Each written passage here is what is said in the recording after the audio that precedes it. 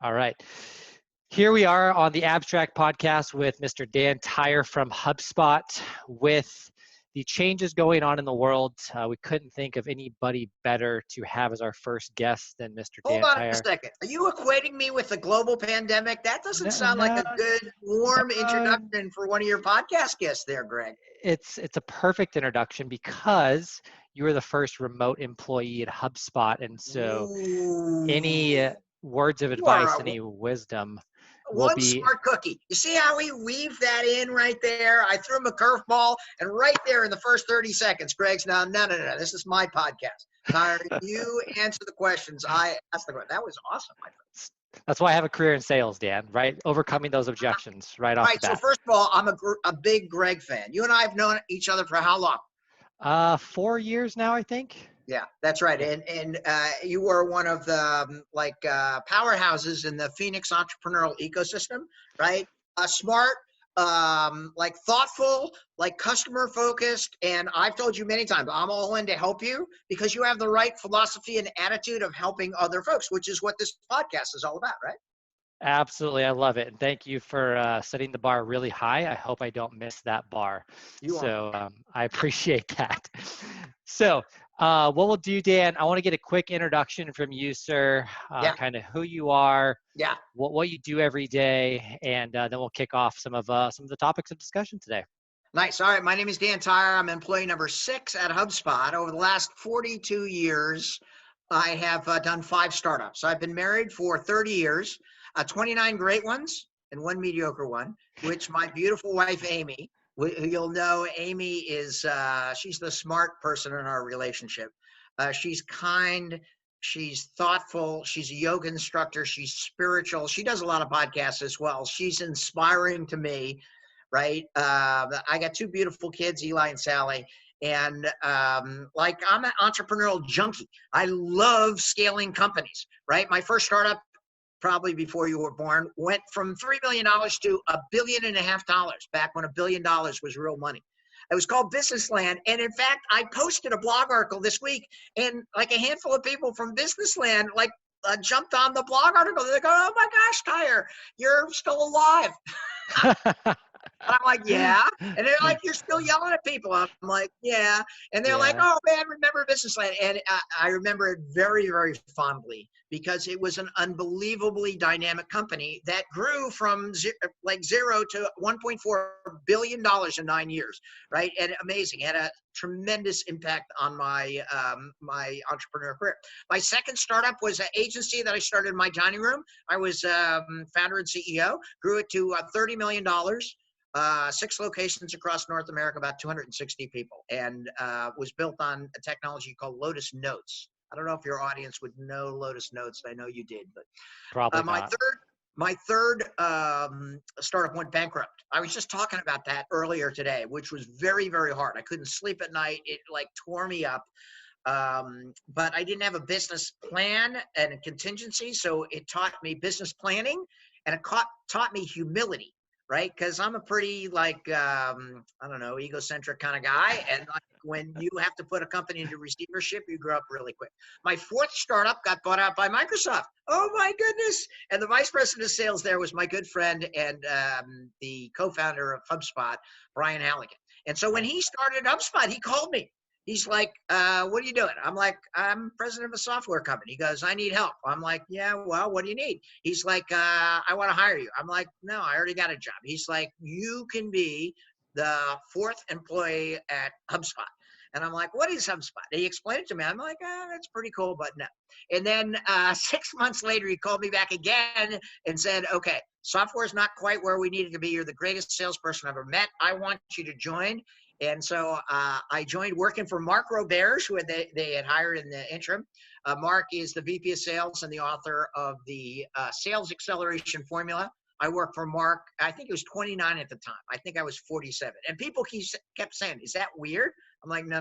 This guy is the smartest, the most empathetic, the greatest vice president of sales I had ever worked for. And I worked for some really good ones. And he and I had a great 7-year relationship. We helped grow HubSpot from 0 to $100 million. Now HubSpot is about $700 million. right? And 13 years later, I'm still employee number 6 at HubSpot, doing great things in the universe. That's awesome. So you've been part of many hypergrowth businesses. I don't think there's too many people in the world that have had the success you've had. What was your inspiration to go into the world of software and technology? Yeah, it was blind luck, right? When I was in college, I sold books door to door, like to work my way through college. I sold dictionaries. I know I sound like your grandfather, but in Portland, Oregon and Washington State, right? And it was amazing because I went to school in upstate New York. And the company, Southwestern Company, does it on purpose. They send you all the way across the country because 90% of the people like fall out of the program, and they figure if you're on the other side of the country, you'll think twice before you blow off all that hard work. So I had been a salesperson and a fairly successful one. I knew the basics of selling, but I never took a computer class. Like back then, it was like Fortran and COBOL. I know people are rolling their eyes, but I never took a computer class because I wasn't that smart. And then in 1982, there were 16 computer reseller companies, like retail locations in downtown Boston. I lived in Boston at the time. And so I just walked into one. And said, I want a job. They didn't have a sign in the window or anything like that. I just walked in and I go, I want a job. And they're like, for what? I'm like, for selling. And they go, have you ever sold computers before? I'm like, no.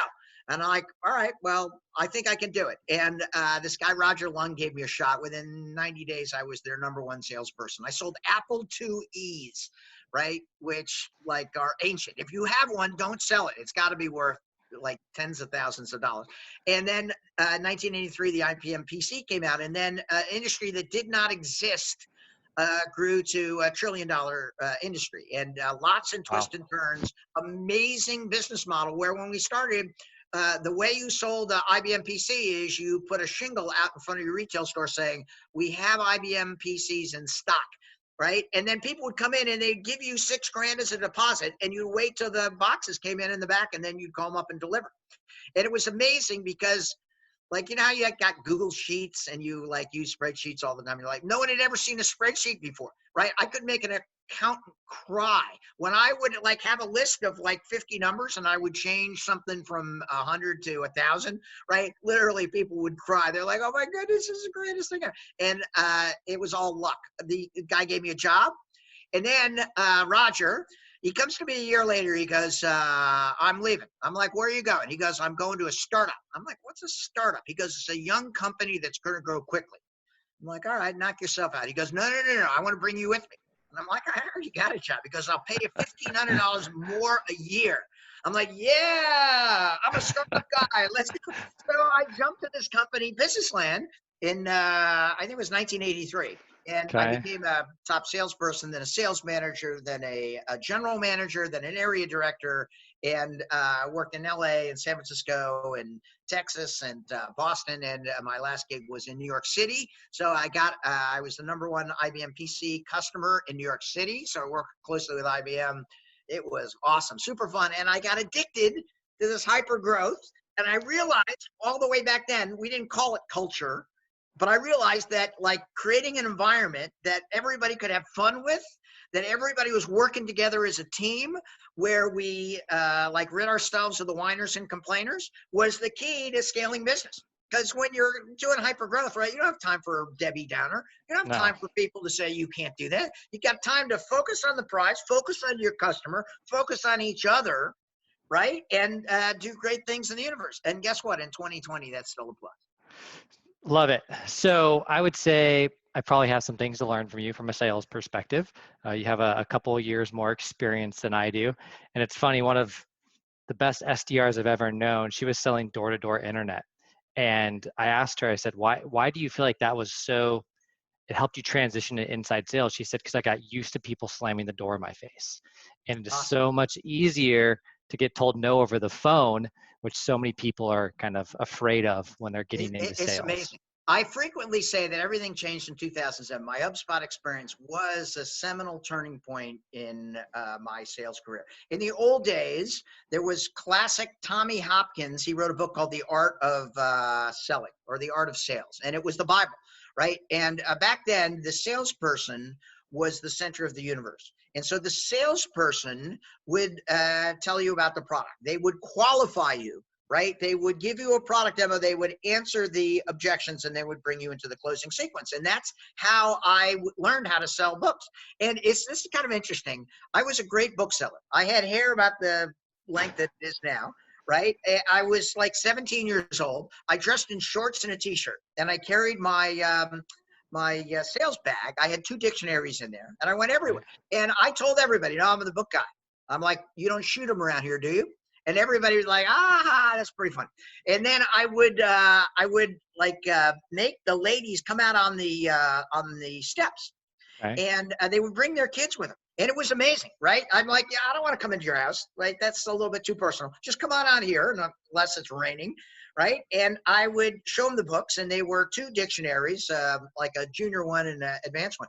And they had like sections in front for English and math and science and stuff. It's like a little mini encyclopedia. And the Southwestern organization just had it down. And these 2 things retailed for $40, right? And they wholesaled for $20. Right. And so I would show it to people, and I'd be like, do you think you could like benefit from that? And they would say, oh, yeah. My kid needs all the help they can get in school. Yeah, this seems like, remember, it's before the internet, right? Everybody's 22 years old who's listening to this podcast are going, what? What's this guy talking about? And at the end, but that wasn't the sales process. That was just like showing them what the product was. At the end, they would say, I have to ask my husband. And I would say, oh, no, that's what Mrs. Ruffner said. And they'd be, excuse me? I'm like, do you know Miss Ruffner that lives across the street? And they're like, yeah. And she said, yeah, she was like interested, but then she was thinking maybe she should ask her husband. But then she said, like, it's my kid's education. My husband is invested in my kid's education. Then like there's a problem. And the lady I'm talking to goes, what do you mean? Mrs. Ruffner bought one? I'm like, yeah. And Mrs. Martinez down the street, she got 2, 1 for each kid. Oh, and then Mrs. Tyre around the corner, yeah, she got 1 for every one of her kids. And the people were like, okay, sign me up. Okay, what it taught me is the power of social selling. It was amazing because it didn't matter, right? And then I would dump my my receipts that I carried around all the time out of my sales box, and I would show them. Oh, and they would want to look at it. They'd all want to see who bought, who didn't buy, and I tell them all the stories. Then now here's the thing. Then they had to give me $20. I'm like, I need a deposit, and they're like, you just showed up on my doorstep 15 minutes ago. You want to give me $20? I'm like, yeah. And then they give it to me, and I'm like, oh my goodness, this is amazing.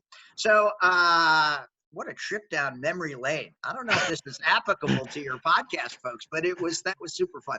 And then, so I applied the same thing in a startup situation, focusing on the customer. That's the key. More so in 2020 than ever before. Focusing on my team and my customer. And somebody in this thread that we were talking about goes, remember when you climbed up on that desk to motivate us? And I'm like, no, I don't remember that. They're like, no, you climbed up on a desk. And I'm like, okay, that sounds like something I would do, but I don't really remember that. And they're like, it was amazing. We love the culture that you created. And it was really Dave Norman, Enzo Teresi, Murray Dennis, Alan McMillan, all those folks combined to create a great place where people could come in and do their best work in the 80s. And I always thought that was the key to the company, right? Is the culture of collaboration and working together to solve a big, hairy problem for your customer. So it's a good point because I forget who said it, but it's, treat your employees well and treat your customers well, and treating your employees well kind of ties into cultural. And so something on your LinkedIn really stands out as building a culture of personal responsibility and achievement. And I know a lot of people have attested to that. You have done that. Let's kind of bring this a little bit more modern day relevancy and your experience at HubSpot. I don't think too many of our listeners will know what it's like to sell door to door, maybe dictionaries. So what was the kind of the defining moment at maybe HubSpot where you were like, I want to focus on culture, and can kind of share a little bit about what culture meant, what you guys went through building that culture, and how you've maintained that culture over the past 13 years through depressions and changes in technology and the world we live in today. Yeah, it's a really good one. It's the crux of business, right? In the book that I wrote with Todd Ockenberry called The Inbound Organization, which published by Wiley. And the reason I wrote it is because everything changed in 2007 when I joined HubSpot. The way we run companies, the way we focus on analytics, the way we focus on culture. And I remember distinctly when Mark, who was the vice president of sales, hired me as the first salesperson. We had to hit our number, which was 10 deals per salesperson per month. And then we had to hire a salesperson every month, right? So there were like incremental growth where you had to hit your number and you had a plan for above. And we sat down and we're like, okay, what kind of sales organization are we going to have? And we talked about it. And like once you hit three distinct people, you're going to have some level of culture or politics. And so we said, all right, what do we want to do? And I'm like, you know what? You ever work for Oracle? He's like, no. I go, you ever heard of anybody work for Oracle? He goes, yeah. And I'm like, what do you think? He goes, that's not the kind of organization that I want to work for. I'm like, exactly. Everything that Oracle would do, let's do the exact opposite. Let's not be cutthroat. Let's work together and be collaborative. Let's make sure that everybody feels empowered. Let's build people's confidence. Let's have a diverse workforce. And he's like, yeah, that'll make sense. And then Mark, who was super smart and who wrote the Sales Acceleration Formula. Let me put in a plug for that. It's a super book. It's a good book. It's awesome. Right. He said, all right, Tyre, like I'm going to spend 60% of my time hiring people. And he did a damn good job. He got Catherine Durham and he got Adam Rubin and he got all these people who are still at HubSpot 12 years later. Julie Rosenberg, my friend Kristen Kelly, and amazing. And my job was to make sure that everybody understood it's going to be hard. We're going to figure it out. We're going to figure it out together. The only way you lose at HubSpot is if you don't ask for help. And we didn't call it culture back there. We were a sales-driven organization because we never missed our number. The great thing about HubSpot in the early days, right, from the day that I started, which was June of 2007, we never missed our number. We went 27-0, 2.5 years. We never missed our number. And if we did, we would be like, oh my God, we can't miss our number. And it gave Brian and Dharmesh the ability to raise all the capital to prove the concept. Then it's a famous story at HubSpot. In 2010, Brian went to a management offsite for area CEOs, and he met the CEO of iRobot, and they were sitting in a breakout, and Brian's like, well, what are you working on? And the guy goes, culture. And he's like, culture. And the CEO says, yeah, culture is very, very important. And so he asked him, Brian, what are you doing about culture? And he's like, nothing, I don't think. So it goes back to Dharmesh, our scientist and co-founder. He goes, Dharmesh, what do you know about culture? And Dharmesh is like, I don't know anything about culture. So Brian says, why don't you check into this culture thing? So Dharmesh, who is like the Buddha and super smart, goes in and does 100 hours worth of research on culture, comes up with the HubSpot culture code. Have you ever heard of that, Greg? Yes, sir. It's pretty famous actually in the tech world. It's something I think a lot of companies seek to imitate or build culture that resemble, right? Yeah, it's the most downloaded SlideShare in the history of SlideShare. It permeates everything that we do. The HubSpot culture code is heart, right? And it has a specific attribute. It's humble, empathetic, remarkable, adaptable, and transparent. And culture is critically important. Most people in 2020 want to work for a mission-driven organization. That's one of the podcasts I did this morning, right? Why do you work for a mission-driven organization? That's not the question. The question is, why wouldn't you, right? Yeah, don't you want to do something that's meaningful, right? And why do people come to work? And HubSpot has been unbelievable in establishing that culture and then enhancing that culture. One of our big attributes of that culture is we have something called the M spot, which I wrote about in the Inbound Organization. And the M spot is your mission, who you serve, that's the S and M spot. Your plays are your programs. Your T's are your target, and your O's are your missions. And everybody at HubSpot knows the HubSpot M spot. And if you go to www.inboundorganization.com, you'll see that you can download an M-Spot template. You can create your M-Spot, and then Todd and I will critique your M-Spot so that everybody in your organization knows what your mission is, knows what you're trying to do. And so everybody can be aligned behind what you're trying to figure out. right? The HubSpot M-Spot includes ID&B, which is diversity, inclusion, and belonging, right? And like if you're selling to women, you better have women on your board of directors. I'm super proud of the fact that HubSpot has 3 women on our board of directors. We have a person of color on our board of directors. We keep track of our diversity statistics, right? And we have these things called ERGs. You ever heard of an ERG, employee resource group? I have not, no. Okay, so ERGs are for HubSpotters of color, or remote HubSpotters, or parent spots. If you're a tech person and you're used to working every day of the week, and then all of a sudden you have a baby, you can't work like the way you used to work. So we get something into these ERGs, it's called parent spot, where Okay. people realize they got to leave the office at 4 o'clock. They got to understand that their family comes first, right? And it's just a great way. We have this lady, Megan Williams, who's unbelievable. She works for Human Resources, which is funny because I like her and I usually don't get along with Human Resources. But she is like one of the most amazing people. She's dedicated to the remote workers of HubSpot. And she's done so many innovative things in the global pandemic. She has virtual water coolers where people show up and like on a Zoom and they just talk about stuff. She has Pet Day where you got to bring a pet. I don't know what That's happens if you awesome. don't have a pet. Maybe you have to like borrow a gerbil or something like that. Go get COVID. And then she has world-class speakers that show up. And then we have this thing called a remote shuffle, where it's a little technology widget that every 30 days, I get 30 minutes with somebody who's also a remote person. So I'm talking, this morning I was talking to my buddy Patrick Hurst in New Orleans. Sometimes I'm talking to people in Austin. Sometimes I'm talking about people in North Carolina. And you start feeling that connection and that culture.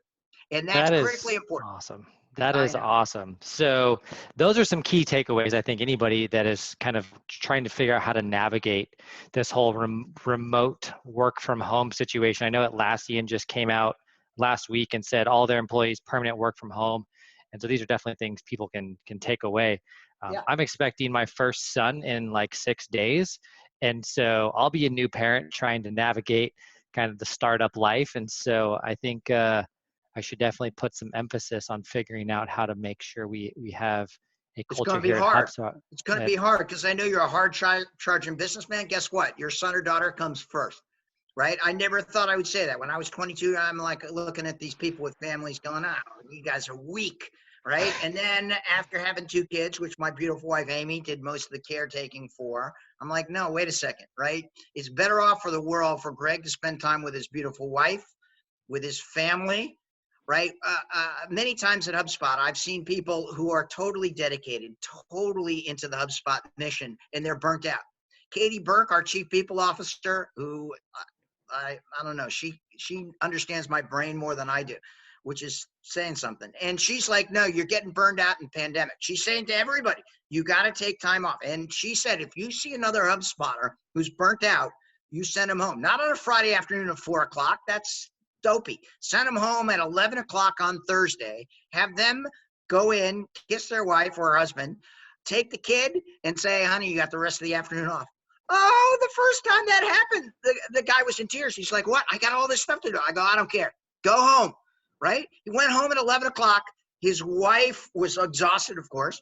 Wife was, I think she went to bed or had a nap or something like that. And then she realized she could like go to a movie, or she could go, and that is the kind of full life that we want our employees to work. That guy was as motivated, right, for the next 6 years, right? And then we got him to take every Thursday off at 2 o'clock. Then his wife started expecting, it was the greatest thing ever. Stronger relationships. Their little kid got to see their dad like on Thursday afternoons. Now he's like 7, 8, or 9 years old, right? But that's the kind of world that we want to live in. That is the benefit that tech companies have, because it's a high value kind of process, right? That's one of the reasons you go into business for yourself, Greg, is so that you can spend time with your family. And I didn't realize that till I was like 58, but now I realize it. So now I'm on a mission to tell people. I love it. So I think something you just hit the nail on the head. Have you ever read Simon Sinek's Leaders Eat Last? Of course, Simon Okay. Sinek is a mighty guy. What's your why? I saw Simon Sinek in Inbound 2015 or so, and I'm like, this guy's got it, right? Yeah. And his leadership principles, right, are just an extension of like being a super thoughtful, empathetic human being, right? Yeah. And I Yep. immediately started following him, and I've met him a couple of times. Great guy, super smart, right? Tremendous writer, great public speaker. I'm just a shameless fanboy. Well, I wouldn't say that, but leaders eat last. It really, ever since I read that book, I've always thought like you have to make your employees feel safe. You have to provide a safe space. And when you do provide that by looking at your employees as heart counts, not head counts, is a pretty famous part of one of his TED Talks. They feel empowered and confident, and they're okay going home at 2 o'clock and spending time with their family. They're okay shutting down their email at the end of the day and not being on email till midnight, which I find myself doing more of now that I'm permanently working from home. And so Yeah, but creating here's that the deal. culture. Here's the deal. This is it's a very, very good point. Your employees don't do what you tell them to do. Your employees do what you do, right? And therefore, you have to walk the walk. If you do not do that, if you say we're an inbound organization, my co-author Todd has a famous quote, right? To do inbound, you have to be inbound, right? If you're mean to your employees, that's the big debate, right? We did hundreds of interviews for the book, and we say, what's more important, your customers or your employees? And how would you answer that one, Greg? Employees, 100%. Why? It's not Why? smart. It's, I don't know. I guess it's common sense. Like treat your employees well, and then they'll treat your customers well. It's not common sense. 60% said customers come first. And I'm like, no, no, no. If you don't have happy employees, you're never going to have happy customers. And if you're not treating your employees right, they're going to leave, right? And so employees come first, right? Frank Ozier, who is the CIO of HubSpot, quoted in the book, said, do you love your wife? Do you love your mother? Which there's some of that, but you got to love your wife more, right? Because your employees are the only way you can deliver an extraordinary customer experience. And that means you have to spend time, effort, and money. That means when you send that employee home on Thursday at 2 o'clock, you're building a bond of loyalty, that you're helping him out. You're saying that this is just like business. There's something more important than your life than like just getting promoted. And that was an epiphany for me at 57. So I've dedicated my life to trying to help people realize that a little bit earlier. Right? I think it's a little bit different for your generation. I think that you understand that your kid needs you at home, right? Not needs you to like build a successful company. Needs him. You have to teach him how to hit a curveball. You have to teach, like, he has to sit on your lap. He has to be able to smell you. He has to throw up all over you. That's part of the parent bonding experience. You got to teach him how to walk. You've got to show him strong relationships with your beautiful wife. You've got to do all of those things. That's the secret of life, right? Having strong relationships and working together, right? So that the next generation are strong, well-balanced human beings. 100%. And maybe that ties into something I want to talk about is we're talking about maintaining culture, and culture is difficult to build. I would say it's not impossible, but it's definitely challenging. What is like the one thing, if you had to say, this is the one thing that any company needs to have in place to be able to set themselves up for success with a long-term trusting, kind of unselfish mentality? Yeah. Well, first of all, not everybody believes that. In the consulting work that we do for the inbound organization, we say, well, what's your mission? They're going to make a lot of money. I'm like, that's not really a mission. They're like, no, that's what we want to do. I'm like, okay, you're going to tell your employees that that's the mission that you want them to do, is to make you and the owners a lot of money. I'm like, that doesn't quite pass my sniff test. And like, I've seen some unbelievable ones. A furniture company, they're selling furniture. You're like, what's the mission in that? They go, no, no, no. Our mission is to make sure that our customers have the best physical environment to produce their best work. I'm like, yeah, that's the furniture company I want to work for. Yeah. And those guys thought that out. They're like, no, no, no, it's not a furniture company. We do sell furniture, right? But what we really want to do is make our customers and our employees' lives better by having a beautiful esoteric surrounding where they can do their best work. I'm like, I'm going to use that example a million times because that is a great one. Right? So the first thing is you've got to decide you want to do it. The second thing is you've got to be overt in telling people, this is our culture. I strongly recommend people have their own culture code. You can take the HubSpot culture code, or you can build your own, right? Heart is kind of good, right? It like it's an acronym and makes sense, right? Yeah. But do your own, right? And make sure that people know. And then what you do is you define your employee persona. Lots of people understand their customer persona and ideal customer profile. But we urge in the book, you go ahead and you build your employee persona. This is the kind of person that does very well at. Number one, right? They're personally responsible. Number two, they work hard. Number three, they're smart. Number four, they want to collaborate. There are some people, they're very good people, right? They just don't want to collaborate. They want to work on their own, right? They may not be a good fit for your culture. Number five, they're customer oriented. And if you're very obvious about the attributes that you're looking for, if you publish it on your website, if you make people read it in the interview process and say, what do you think about that? Right? Then it goes a long way towards ensuring that you're attracting and retaining the right kind of employees so that you can fulfill your dream of having the kind of culture that you envisioned when you started as an entrepreneur. So that's such a good point. Hiring for fit and not necessarily skill, right? Especially if you're a startup, yeah. right? The great thing about me is employee number 6 at HubSpot, I took that very seriously. I did everything at HubSpot and continue to. I got 5 jobs at HubSpot now because 4 isn't enough. And I love it, right? And I'm in the office. People make fun of me, right? I've done fairly well financially.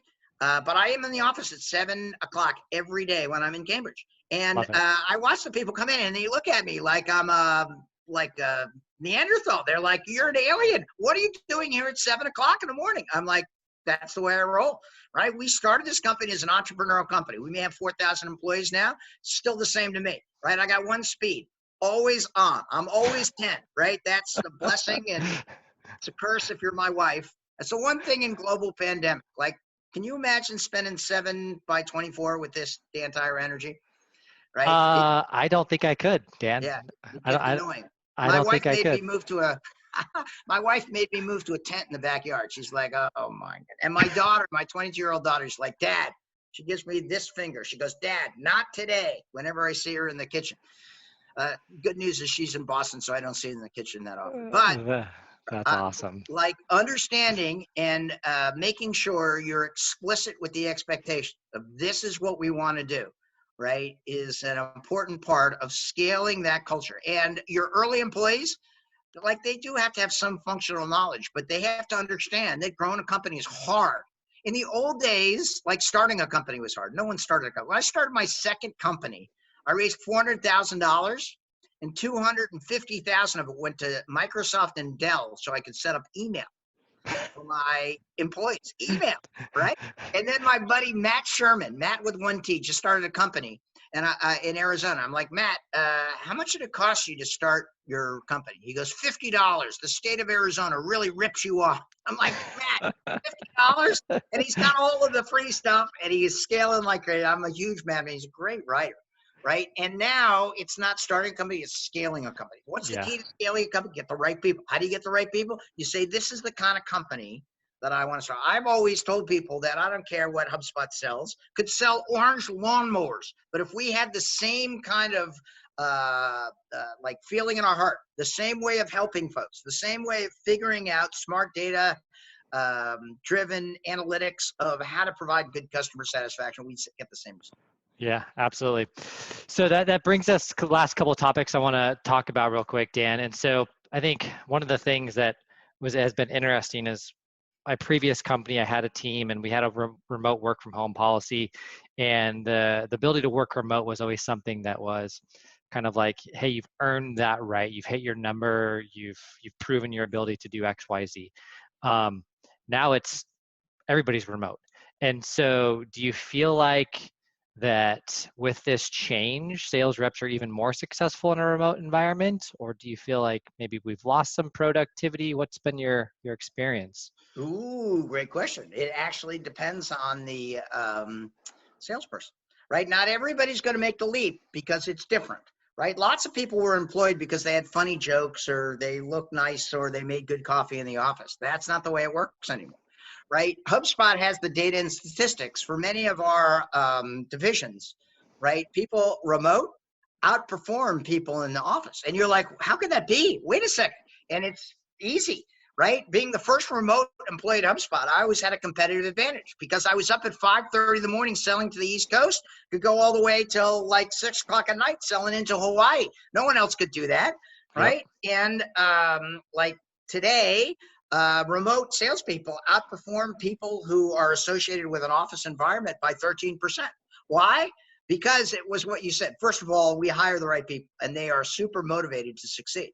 If you get into HubSpot, you got to be an A player, right? We take less, like it's harder to get into HubSpot than MIT or Harvard, right? Statistically, right? So we know if you get in, you're got all of the attributes. Number two, the big issue is like working too hard, right? That's why Katie Burke has to say, step away from your PC, go walk around the house, go like put on pants, which have you noticed? I don't know if you're wearing pants, but I have not worn pants since February, right? I've worn gym shorts, I think, every day for the past like 6 months. Yeah. I know. And the other thing is personal hygiene definitely takes a back seat in a global pandemic, right? I My don't know wife, about I don't know about that. I don't know. Amy's like, when was the last time you took a shower? Right. And I'm like, man, you don't really want to know. Right. It's like at least a monthly occurrence for me anyway. And she's like, you're disgusting. The good news is I got a hot tub, so it's a little bit different. But like, it's different. You've got to understand, you got to build that trust. You got to make sure that you're communicating. Your one-on-ones are a little bit different, right? I got to look people in the eye really close into that so you can understand their body language. And you got to tell them, right? If you got an issue, you got to raise your hand. Because as I was a remote manager at HubSpot in the 2012 time, my team was in Boston and I was in Phoenix. And I was a huge competitive advantage, not because I couldn't teach them, but if they were pissed off, I didn't know. So I had to tell John Sullivan, when Morgan gets into one of his snits, you got to let me know. And back then it wasn't Slack, it was HipChat. But you tell me. And then I would ping Morgan out of the blue and like, Morgan, why are you in a bad mood? And he's like, how do you know that? What's going on? He'd be like looking at his PC like I had a little camera behind him or stuff like that. Who told you that? And I'm like, and that's the key is sales is 99% mental.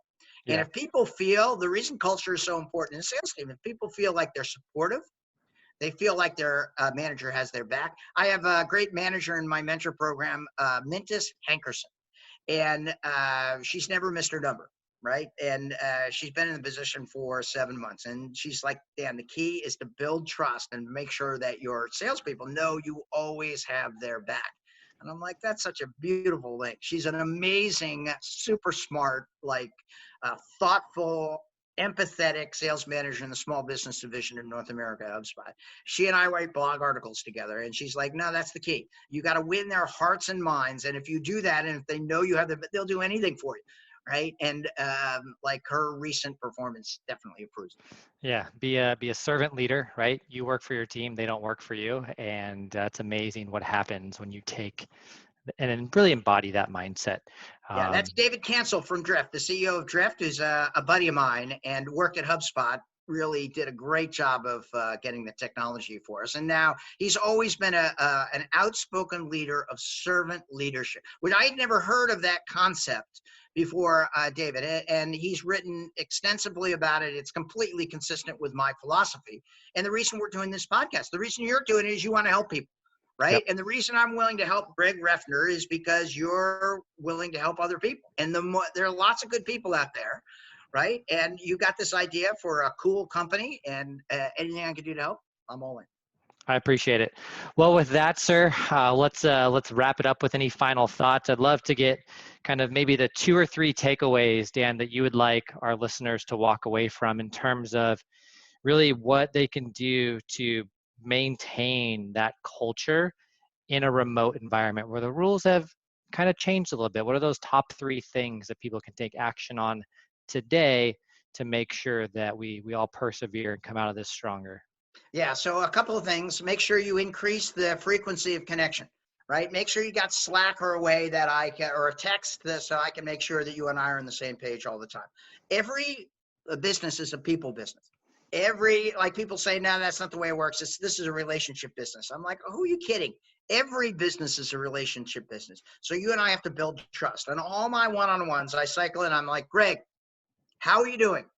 Right. And I'm not listening to what you say. I'm listening to your body language. I want to see if your shoulders slump, if you look the other way, if you look at your shoes.